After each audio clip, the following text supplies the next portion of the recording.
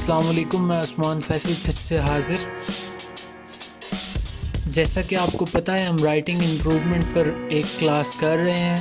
तो ये दूसरी क्लास जो होगी ये जॉर्ज ऑरवेल, एनिमल फार्म और 1984 पर होगी, क्योंकि मुझे लगता है कि वो कुछ इम्पोर्टेंट चीज़ें हैं जो आज के पाकिस्तानियों को पता होनी चाहिए, ताकि वो समझ सकें कि जो शुरू से एक पावर ऑफ प्रोपेगेंडा क्या होती है, आप समझ सकें कि मीडिया को कैसे इस्तेमाल किया जाता है जब आपको स्टेट का कोई काम करवाना होता है, तो सभी को कैसे ब्रेन वॉश किया जाता है, ये सब जो है आप इसमें सीखेंगे। तो चलें स्टार्ट करते हैं, लेट्स डू इट। जैसा कि आप जानते हैं कि जॉर्ज ऑरवेल जो हैं वो एक इंग्लिश राइटर हैं जिनका असल नाम एरिक ब्लेयर था, और ये जो हैं ये 20वीं सदी के बहुत आम राइटर्स में से हैं जिन्होंने बहुत सारे तारीख़ी चीज़ों पर लिखा और अपनी एक फ्यूचरिस्टिक एक्सपेक्टेशन भी दी कि अगर ऐसे ही दुनिया चलती रही तो एक दिन ऐसा भी आएगा, हम ये भी देखेंगे कि ये क्या कहते थे कि एक दिन वो कैसा आएगा कि तमाम इंसान एक इंसान के ग़ुलाम हो जाएंगे।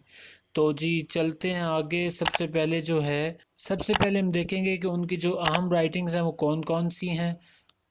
इनमें जो पहली राइटिंग है वो एनिमल फार्म है, दूसरी जो अहम राइटिंग है वो 1984 है, और तीसरी जो अहम राइटिंग कहा जा सकता है वो है अ क्लर्जीमैन्स डॉटर। लेकिन यहाँ पर जो काबिल गौर चीज़ है वो एक तस्वीर है जो बीबीसी के साथ उनकी है, तो इसमें भी एक पूरी स्टोरी है जो हम डिस्कस करेंगे। ये देखिए क्लर्जीमैन्स डॉटर है और उनकी कुछ तस्वीर हैं। हम जॉर्ज ऑरवेल को ही क्यों पढ़ रहे हैं? सबसे पहली बात, बहुत ही जो बेसिक बात है वो ये है कि ये जीसी यूनिवर्सिटी के, गवर्नमेंट कॉलेज यूनिवर्सिटी के सिलेबस का हिस्सा है, लेकिन ये उन बंदों में से भी हैं जिन्होंने एक जंग का जो फ़र्स्ट हैंड एक्सपीरियंस है वो हासिल करके इंसान की जो असल खसलत है इंसान की, उसे समझना शुरू किया। और ये बहुत डरते थे कि एक फैशिस्ट या कम्युनिस्ट जो डिक्टेटर हैं उनका इन्वेजन हमारे कंट्री इंग्लैंड में ना हो जाए। और उनका ब्रिटिश इंडिया में भी बहुत रोल था, जैसा कि मैंने आपको पीछे एक इनकी पिक्चर दिखाई जिसमें ये बीबीसी पर के माइक पर के सामने थे। वो जो पिक्चर है वो इसमें जो थे ब्रॉडकास्टर थे ब्रिटिश इंडिया में, और ब्रिटिश इंडिया में अपना जो प्रोपेगेंडा है, स्टेट प्रोपेगेंडा, वो ब्रॉडकास्ट करते थे। इसके बाद चलें तो हम देखते हैं कि उनकी जो सबसे फेमस बुक है वो कौन सी है, जो कि उनकी बुक है एनिमल फार्म। एनिमल फार्म को देखते साथ ही लगता है कि कोई जी एनिमल फार्म है तो कोई फार्म होगा जिसमें बहुत सारे एनिमल्स होंगे, और यानी कोई बच्चों वाली स्टोरी लगती है। आपको ये जानकर खुशी होगी कि ये सभी कोई बच्चों वाली स्टोरी शुरू शुरू में लगती है, मगर ये एक बहुत अहम एक हमारी तारीख़ का हिस्सा है।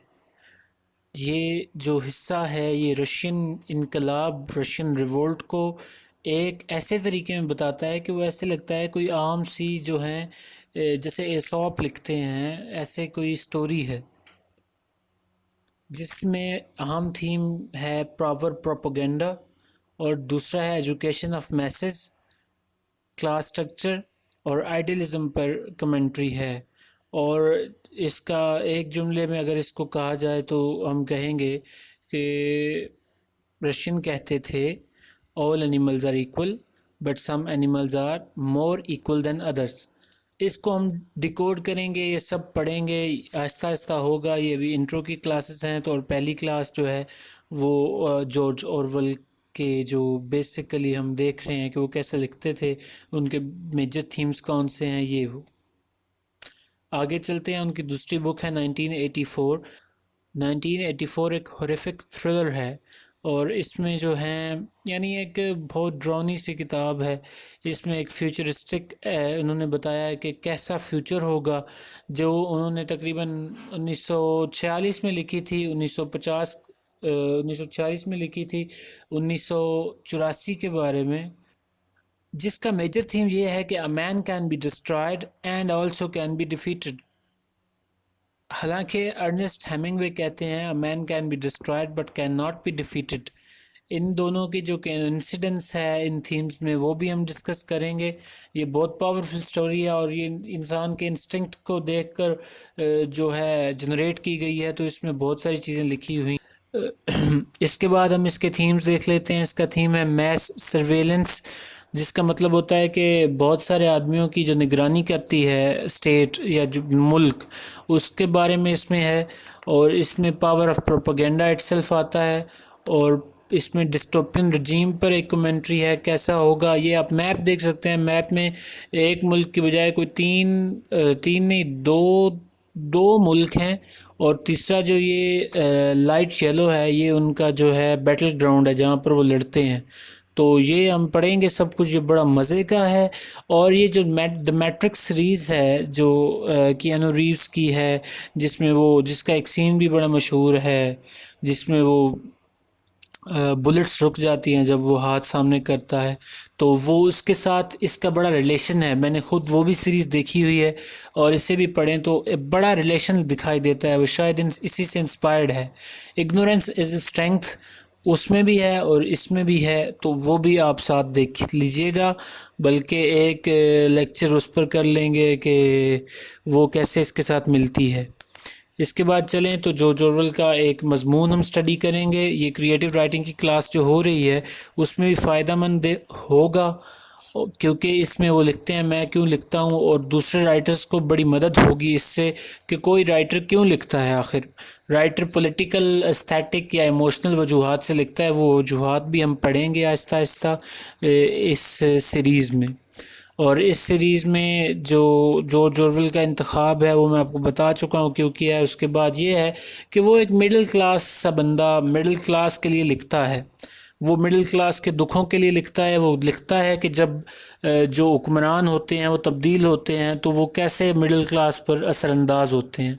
और इतना एक ग्रेट राइटर है कि इसने इंग्लिश को कुछ नए अल्फाज भी दिए हैं, जिनमें है न्यू स्पीक और विलियन, थॉट पुलिस, डबल थिंक वगैरह वगैरह। ये तमाम जो है 1984 से हैं, और 1984 को जब हम स्टडी करेंगे तो इसको डीपली हम देखेंगे कि ये कौन से अल्फाज हैं। इसके बाद अगर आपको कोई भी जॉर्ज ऑरवेल का काम चाहिए हो, ऑडियो बुक चाहिए हो, PDF चाहिए हो, तो मुझे ईमेल करें। मेरे पास कुछ जगह पड़ा हुआ है, मैं आपको दे दूँगा और हम मिलकर पढ़ेंगे।